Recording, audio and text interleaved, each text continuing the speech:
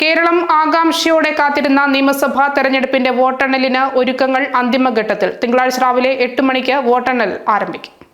ഒരു മാസം നീണ്ട പ്രചാരണത്തിലും വോട്ടെടുപ്പിലും ആവേശവും വാശിയും ഉച്ചസ്ഥായിലെത്തിയ നിയമസഭാ തിരഞ്ഞെടുപ്പിന്റെ ഫലമെന്തെന്നറിയാൻ ഇനി മണിക്കൂറുകൾ മാത്രം. കൂട്ടിയും കിഴിച്ചും അവസാനവട്ട നിഗമനങ്ങൾ രൂപപ്പെടുത്തിയും വിജയം തങ്ങൾക്കൊപ്പമെന്ന ആത്മവിശ്വാസത്തിൽ LDFും UDFും ഇത്തവണ സീറ്റുകൾ നേടി ചരിത്രം കുറിക്കുമെന്ന് NDAയും അവകാശപ്പെട്ട കാത്തിരിപ്പ് ദിനങ്ങൾ.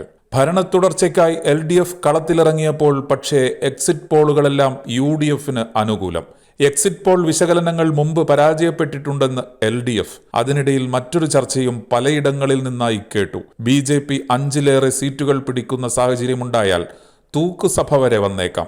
പക്ഷേ പെട്ടിയിലിരിക്കുന്ന വോട്ട് ആർക്കൊപ്പമെന്ന് അറിയണമെങ്കിൽ ഇനി അല്പം മണിക്കൂറുകൾ, അതായത് തിങ്കളാഴ്ച രാവിലെ 8 മണി വരെ കാത്തിരിക്കണം. കണ്ണൂരിൽ ശക്തമായ മത്സരം നടന്ന പേരാവൂർ, CPMന് വെല്ലുവിളി ഉയർത്തി TK ഗോവിന്ദൻ മത്സരിച്ച തളിപ്പറമ്പ്, V കുഞ്ഞികൃഷ്ണൻ മത്സരിച്ച പയ്യന്നൂർ, ഏറ്റവും നിർണായകമായ 3 മണ്ഡലങ്ങളിലെ ഫലം എന്താവുമെന്ന ആകാംക്ഷ എങ്ങും പ്രകടം.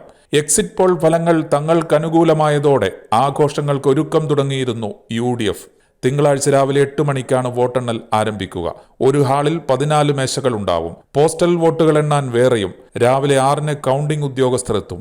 7-ന് നിരീക്ഷകൻ, വരണാധികാരി, സ്ഥാനാർത്ഥികൾ, അവരുടെ ഏജന്റുമാർ എന്നിവരുടെ സാന്നിധ്യത്തിൽ നടപടിക്രമങ്ങൾ പൂർത്തിയാക്കി സ്ട്രോങ് റൂമിന്റെ പൂട്ടു തുറക്കും. തപാൽ വോട്ടുകളില്ലാത്ത മണ്ഡലങ്ങളിൽ 8 മണിക്ക് തന്നെ EVM വോട്ടുകൾ എണ്ണിത്തുടങ്ങും. അപ്പോൾ മുതൽ അറിയാം ആദ്യ ട്രെൻഡുകൾ. AJNet news.